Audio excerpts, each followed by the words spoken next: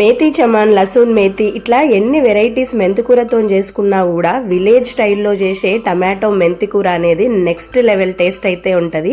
మీలో ఎంతమందికి మెంతికూర టమాటా అంటే ఇష్టమో ఫస్ట్ కామెంట్ సెక్షన్లోనైతే చెప్పేసేయరి. నాకైతే మస్తు ఇష్టం అన్నట్టు.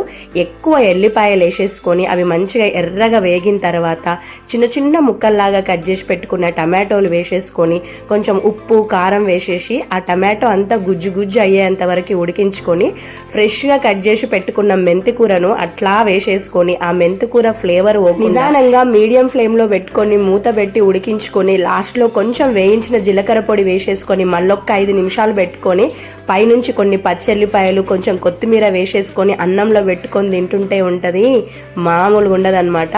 నాకైతే దీంట్లో ఎల్లిపాయలు ఎంత ఎక్కువ ఉంటే అంత నచ్చుతూ ఉంటుంది అన్నట్టు. ఇట్లా పైనుంచి కొంచెం మురుకులు వేసుకొని తిన్నా ఇంకా బాగుండే.